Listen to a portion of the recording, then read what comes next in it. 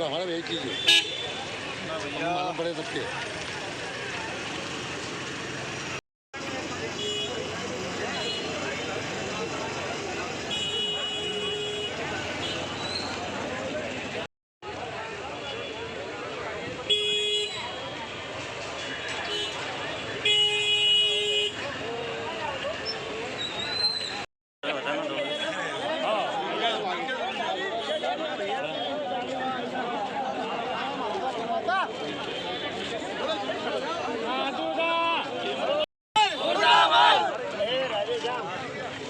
जय जवान।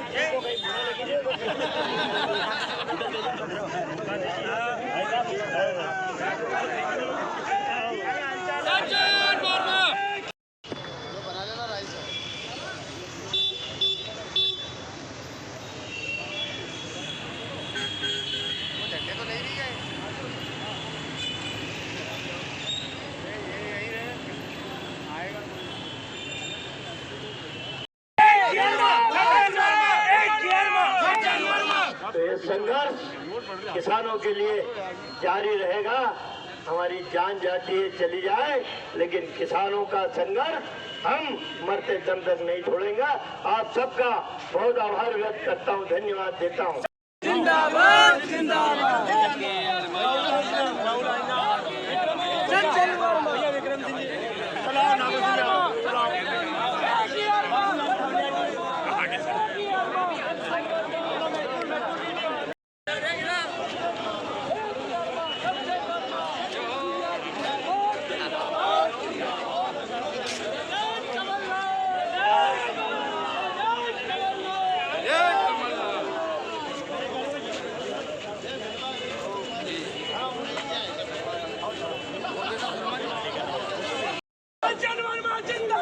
जिंदाबाद जिंदाबाद जिंदाबाद। आवाज कहाँ से आई? कांग्रेस पार्टी जिंदाबाद। जय कमलनाथ, जय कमलनाथ। सज्जन वर्मा जिंदाबाद जिंदाबाद जिंदाबाद। जिंदाबाद जिंदाबाद जिंदाबाद। सज्जन वर्मा जिंदाबाद जिंदाबाद। देश की संस्कृति खतरे में आई तब बाजीराव पेशवा ने अपनी छाती अड़ाई। अरे बाजीराव पेशवा का इतिहास तो स्वर्ण अक्षरों में लिखा है। सिंधिया जी, आपके परिवार का इतिहास उसमें क्या लिखे? आने वाली पीढ़ी क्या बोलेगी? ये खूब लड़े मर्दानी हो तो उसकी पीठ में छुरा भोंका, कांग्रेस की पीठ में छुरा भोंका। बच्चा तो यही इतिहास पढ़ेगा। तुम कितना भी मिटाने की कोशिश करो, जो काले अक्षरों में इतिहास लिखा है वो स्वर्ण अक्षरों में नहीं बदलेगा। स्वर्ण अक्षरों में तो बाजीराव पेशवा का ही इतिहास लिखा जाएगा, महात्मा गांधी का इतिहास लिखा जाएगा, सुभाष चंद्र बोस का इतिहास लिखा जाएगा। भाषण दिला लो। मेरा कहना है साथियों, लड़ाई लंबी है, ये लड़ाई लड़ना पड़ेगी। हमारा किसान दिल्ली बॉर्डर पे 9 महीने 8 महीने से बैठा है, पर नरेंद्र मोदी जैसा तानाशाह शासक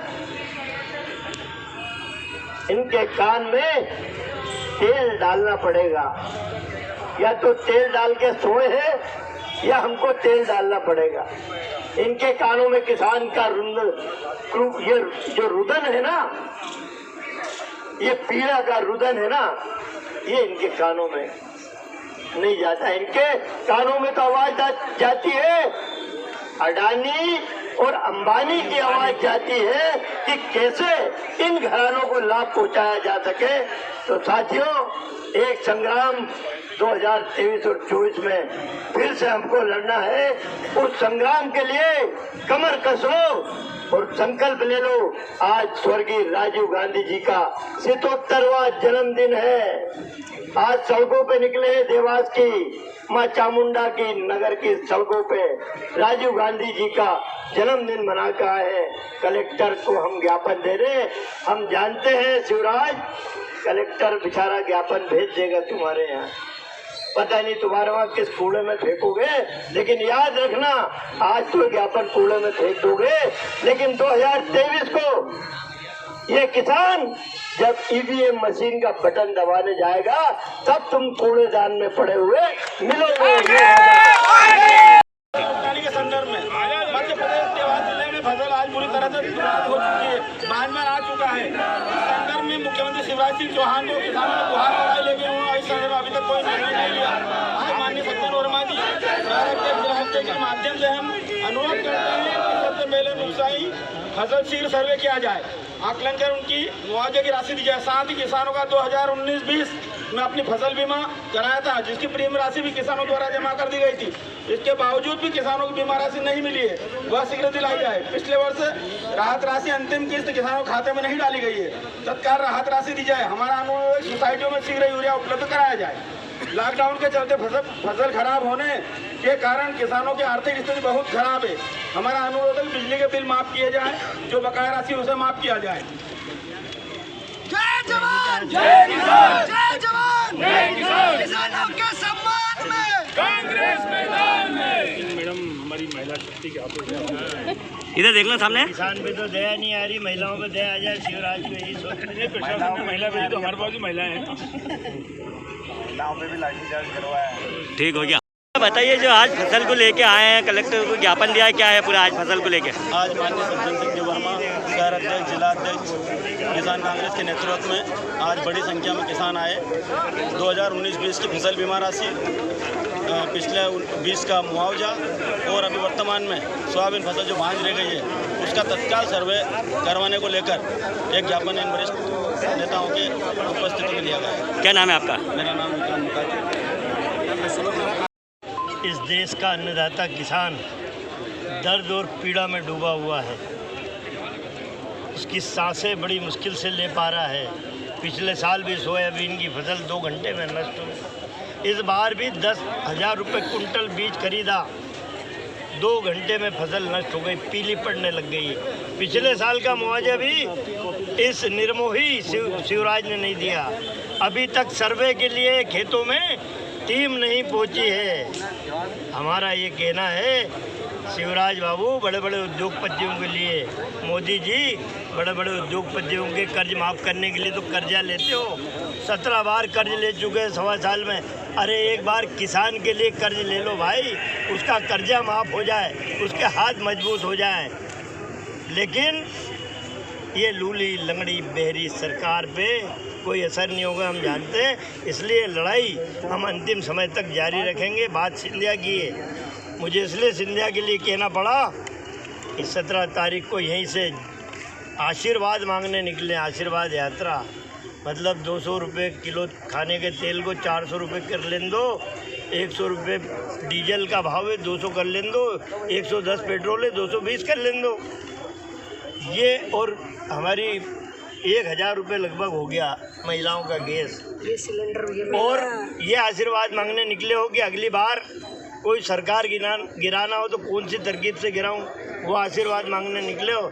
अरे वो शिक्षक जिसके लिए तुमने कांग्रेस की सरकार को बदनाम करने की कोशिश की, किसान के लिए कांग्रेस ने उन शिक्षकों का चयन कराया और उनको नौकरी देना थी, तब तुमने पीठ में छुरा वापस।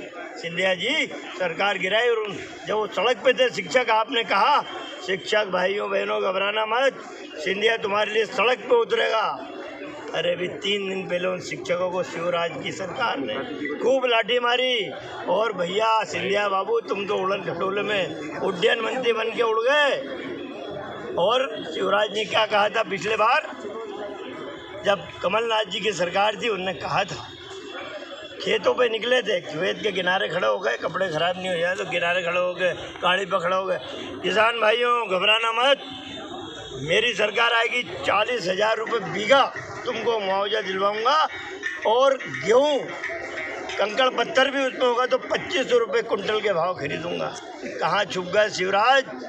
जनता माफ़ नहीं करेगी। किसान मन में ठान लेता है एक बार, उसका मन दुखा है, उसके बच्चे त्राही कर रहे हैं, आने वाला 2023 और 2024 भुगतने के लिए तैयार है। सिंधिया जी को किस मामले में गद्दार बोला है? मतलब पार्टी के बोला तो जो जैसा है वैसे ही बोला, मैं सज्जन हूँ तो सज्जन ही। अरे भाई, उनने बाजीराव पेशवा ये वहाँ परसों गए थे और बड़ी पगड़ी पहनी बाजीराव पेशवा जैसी पहनते थे। अरे उस व्यक्ति का नाम तो स्वर्ण अक्षरों में लिखा है यार इतिहास में।